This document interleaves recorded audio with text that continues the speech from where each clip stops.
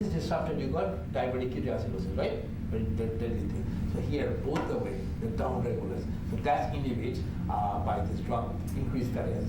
This is the drug bought by a company, and it's going to be quite lucrative actually. This is another module. I don't want to go into it. So now we come back. In summary, NAFL affects 45 to 55% of the population, increasing fibrosis, cirrhosis, and de novo liver cancer. Again, de novo liver cancer great risk. Pathogenesis is complex, heterogeneous via insulin insensitivity, lipid peroxidations, and mitochondrial dysfunction. Liver biopsy is no longer a diagnostic tool unless we are confused with concomitant other disease. Multiple non-invasive radiological tools in the future. Multiple serological markers can predict the risk of fibrosis. Multi-modalities of therapies are promising. I just showed you the glimpse or the glance. Behavioral modifications, pan antioxidant, and insulin sensitivity is the way to go now. Bariatric surgery in eligible populations, the BMI over 33 to 40%. Again, in eligible populations, the best choice. Again, in eligible populations, the best choice. Liver transplantation is getting popularity in NASH cirrhosis. So now we come to America in 2020. Even Statue of Liberty invites you, change the morphology. Huge amount of central obesity brings you back, invites you with the pizza on the left, not the book, and ice cream for the torch. And thanks for listening.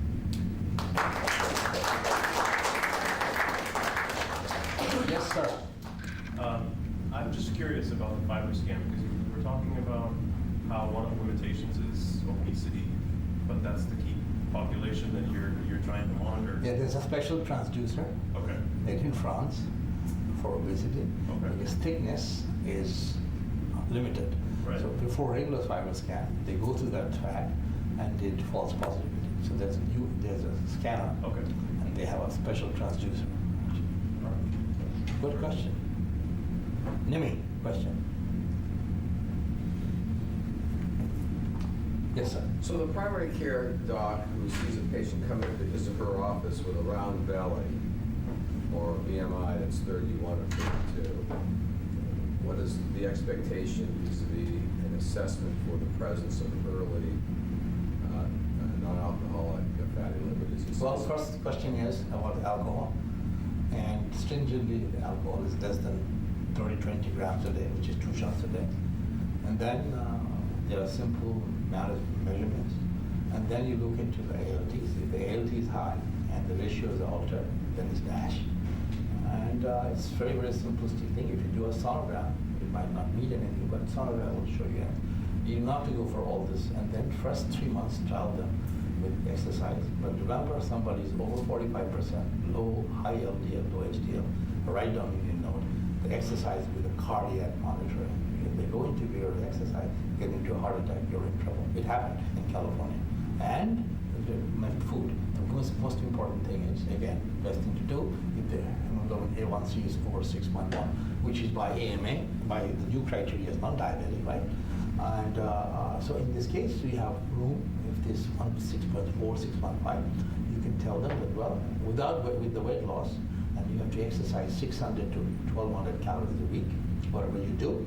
So what I did, I lost 36 pounds. What I did, I'm over 50s. So what happens is, what I do in the hospital, my hospital is 22th floor. So first I got up 18th floor and walk. Then after a month, I got up 12 floors and I walked. Then come down. So slowly. And then of course I manage my glucose control. But most of the time, if you have the gene, if you have an Asian person somewhere have the gene, it's very difficult, very difficult. You can't do this assessment, it's expensive and it's required. So simple pathway is, of course, alcohol is a very important thing, particularly this kind of, I lived in Boston for a while, so I know. And I worked with Charles Lieber 1 year research on alcohol at VA, so I know what's happening. But anyhow, that's very baffled is the most baffling thing. So and then NAFLD, so progressed NAFLD, I showed you, it's not that common. And NAFLD cirrhotics is actually 3%. What we think of NAFLD associated with diabetogenic pathway, they can develop cancer and other things, particularly coronary disease. So and then if you see ALT is high, after you can start easily, vitamin C, vitamin E, and a lot of antioxidants. And so antioxidants and vitamin E and 3 months study basically normalize everything else, and he has the appropriate weight loss. Weight loss is to go modified weight loss and monitored weight loss. That's it. Yes, sir. I know that there's been some interest in gut flora, the pathogenesis of diabetes, and gut flora, the pathogenesis of diabetes and obesity. I was wondering if there's been any look into the relationship with fatty liver disease. Absolutely. Diabetes is insulin resistance. Type 1 diabetes is insulinemia. So there you need exogenous insulin. I meant in terms of gut flora, and whether or not Yes. alteration. Well, yes. This is the talk of the town, dysbiosis. Yes, correct. So our microbiota, look into not only NASH, look into IBD, look into cancer, look into everything.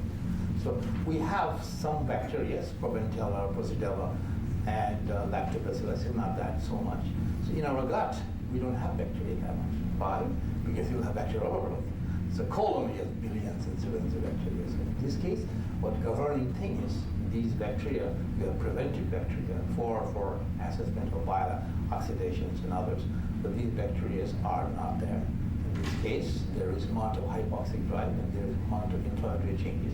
And that goes from the portal vein up to the liver. And there's another thing called sleep apnea. Sleep apnea induces something else called HIP, called hypoxia-induced protein. And this is protein actually can cause fat. So no matter what we do, the gut flora is a big thing. So so even look into other diseases too, even alcohol. The most important alcoholic hepatitis is this low gut flora. Alcohol kills the gut flora. So that's the paradigm in future. And dysbiosis is to go. And dysbiosis, dysregulation is to go. Why they upregulate all these tight junctions. And these tight junctions upregulate all these cytokines. And again, most importantly, that NF-kappa B. And another important thing is coming up. They're called occludin, zonin, and claudin. These are the proteins. I don't want to go into a molecule, but that's the future. Very good question. Okay. Dr. Anand, GI. No, he had, that was valid because one patient after fecal microbiota transplant for C. diff, she became extremely obese. So that's where they actually pinpointed that case could be that the gut microbiota got changed and she suddenly became obese. After compelling evidence, after regular gastric removal by bypass, most of the liver got fat. Most of them, because there's a huge amount of bacterial overload. Yeah. And that bacterial overload lowers the good bacteria. Right? So, would you give Xifaxan to them? What? Would you give Xifaxan? I guess. Yeah, there are 2 trials. Yes, sir. I'm just curious about a lot of the psychoactive drugs that from the psychiatrist causing obesity. Is there any relationship, look at how they affect the various... Tryptophan, they're looking into... Well, I was thinking more like the Seroquel and things like that. Well, they affect the nucleus accumbens and nucleus basilis. The nucleus accumbens is a hypothalamic nucleus, and that has something to do with overeating actually. And that's one rationale.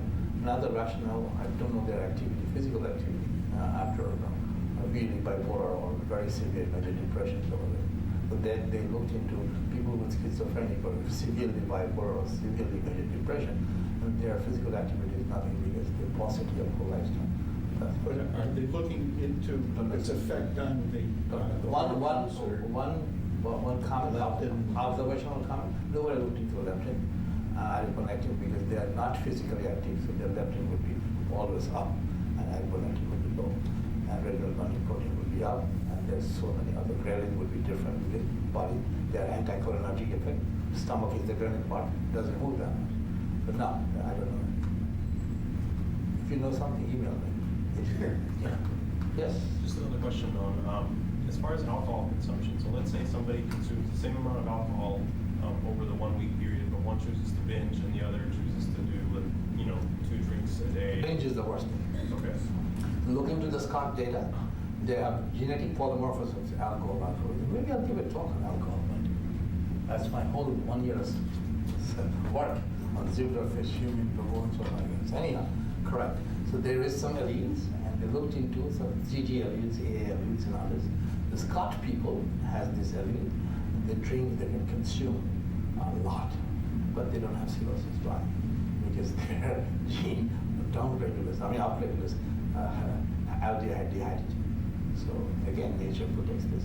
In Bavarian festivity, they consume billion calories of carbon, and they consume a day. We see this woman with the jugs coming in, okay, 20 jugs coming in, and they consume that time. Any pub, if you go to England, they drink. But on the contrary, France and Italy, they consume everyday alcohol, which is wine, which is an antioxidant, particularly Levatrol, kind of like Pinot Noir, and that's good to look into it. Any alcohol. Then we have here in America another thing, that food. If you come in, after people came from immigrant, all the diners, if you go to, have you ever seen a diner? They'll give you chunks of food. If you can't finish the food, you go home for your dog. It's crap. It's not dog. Tomorrow morning you eat it, right? So that's the doggy walk came in, the semantics, because they feel ashamed. In France or Germany, somewhere else, you don't bring home food. Have you ever traveled now? Because they'll give you right amount of food. So your eyes only. Again, activates many things. So again, if you go to McDonald's, you don't have to walk. You sit in the car. So can I have a bag of French fries? So, right. If you go to a bank, you don't have to get up. The bank teller is working for you. So we are lazy, and we're affluent. We can afford this. And now I told you, so many cars. There's a study actually looked into it. People possess car, they become BMI higher and higher, and most of the time, TV. Average American watches in Midwest 37 hours of TV a week. Have you seen your lifestyle Saturday, Sunday watching football and eating much carbohydrate, right? So look at the lifestyle, it's huge. So altogether, it's a multi-factors, I said, and most of the cultural factors.